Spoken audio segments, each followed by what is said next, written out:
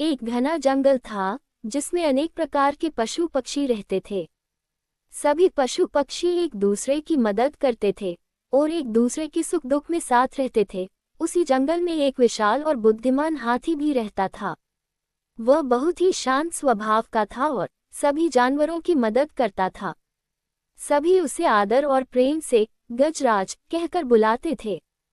किसी को कभी भी कोई मदद चाहिए होती तो वो सीधा गजराज के पास जाता था, क्योंकि उन्हें पता था कि कुछ भी हो गजराज कभी भी किसी भी काम के लिए उन्हें मना नहीं करेगा। और गजराज भी तसल्ली से उन सब की बात सुनता और सबकी समस्या का हल निकालता। गजराज की वजह से ही जंगल में शांति का माहौल था। एक दिन एक व्यापारी जंगल से गुजरकर अपने घर की तरफ जा रहा था। तभी उसने देखा कि गजराज बहुत शक्तिशाली और बड़ा है और उसके दांत बहुत सुंदर और कीमती है। ये देखकर व्यापारी को लालच आ गया। उसने सोचा, अगर मैं इस हाथी के दांत किसी तरह से हासिल कर लूं तो मैं इनको बेचकर बहुत धन कमा सकता हूं और जल्दी ही अमीर बन सकता हूं और मुझे ज्यादा मेहनत भी नहीं करनी पड़ेगी। ये सोचकर वह गजराज के पास गया और चालाकी से बोला, गजराज, मैं बहुत दूर से आया हूँ। मेरी माँ बहुत बीमार है और वैद्य ने मुझे बताया कि मेरी माँ की दवाई बनाने के लिए उन्हें हाथी के दांत की सख्त ज़रूरत है। इसलिए मैं जंगल में किसी हाथी को ढूंढ रहा था और तभी मुझे आप दिखाई दिए। गजराज, आप मुझे बहुत मुश्किलों से मिले हो, क्या आप मेरी मदद करोगे? मैं सच में बहुत मुसीबत में हूँ गजराज, कृपया मुझे मना मत कीजिए। मैं आपके पास बड़ी उम्मीद से आया हूँ। गजराज बहुत दयालु था। व्यापारी की बातें सुन गजराज को दया आ गई। उसने सोचा, अगर मेरे दांत से किसी की मदद हो सकती है तो मुझे अवश्य उसकी सहायता करनी चाहिए, ताकि उसकी माँ भी ठीक हो जाए। ये सोचकर उसने अपने एक दांत का छोटा सा टुकड़ा व्यापारी को दे दिया और कहा, भाई, इससे आप अपनी माँ का इलाज करवाए और आगे भी मेरे लायक कोई सेवा हो तो मुझे जरूर बता। हाथी का दांत मिलने से व्यापारी बहुत प्रसन्न हुआ और बोला, धन्यवाद गजराज, आप सच में बहुत बड़े दिल के मालिक हो। एक अनजान की मदद करने के लिए आपने अपने शरीर का अंग भी खुशी खुशी दे दिया। इसके बाद व्यापारी गजराज को धन्यवाद देकर खुशी खुशी शहर अपने घर चला गया।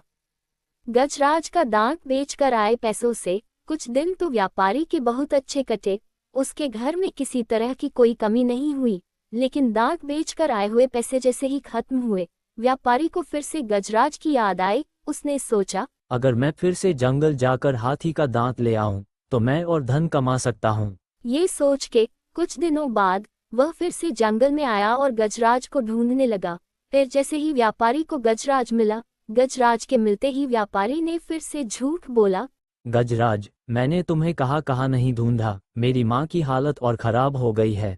उसे बचाने के लिए तुम्हारे दांत का एक और टुकड़ा चाहिए। कृपया मेरी मदद करो। अब मुझे और मेरी माँ को तुम्हारा ही आसरा है। व्यापारी की बात सुन गजराज को फिर से दया आ गई और वो बोला, ठीक है भाई, तुम फिक्र मत करो, मैं तुम्हें टुकड़ा दे देता हूँ, शायद इससे तुम्हारी समस्या हल हो जाए। ये बोल के गजराज ने फिर से दांत का एक और टुकड़ा व्यापारी को दे दिया।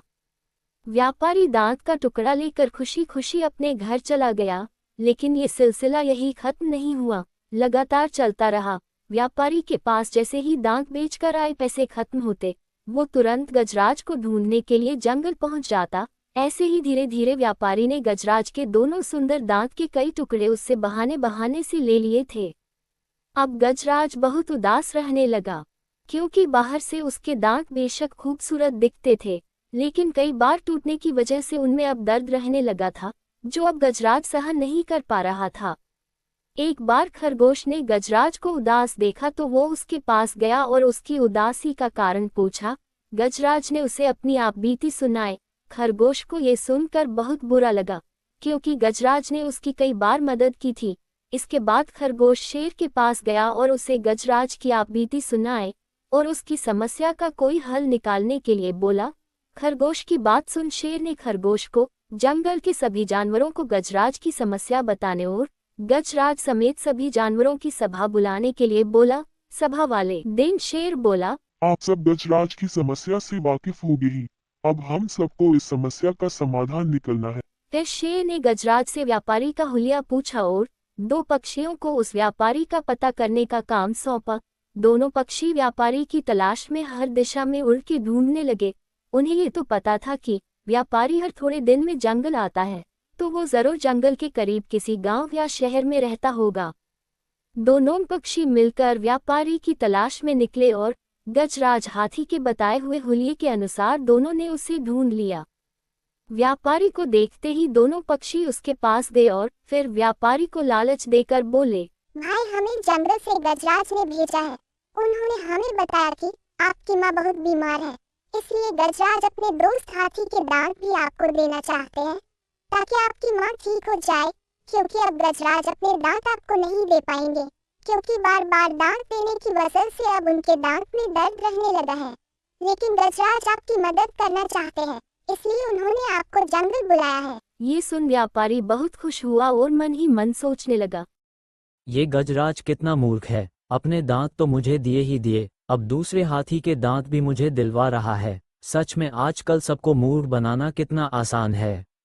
पक्षियों के बोलने पर व्यापारी उनके साथ जंगल जाने को तैयार हो गया, लेकिन वहां पहुंचते ही सब पक्षियों ने उसे चोंच मार मार कर परेशान कर दिया और शेर ने गरज कर कहा, तुमने हमारे गजराज को धोखा दिया है, अब तुम्हें इसकी सजा मिलेगी। डरे हुए व्यापारी ने हाथ जोड़कर माफी मांगी और वचन दिया कि वह अब कभी भी किसी भी जानवर या इंसान को धोखा नहीं देगा और अपने फायदे के लिए इस्तेमाल नहीं करेगा।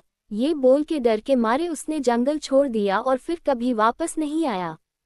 इस कहानी से हमें ये शिक्षा मिलती है कि लालच बहुत बुरी चीज है और हमें कभी भी दूसरों की भलाई का गलत फायदा नहीं उठाना चाहिए, वरना अंत में बुरा हमारा ही होता है।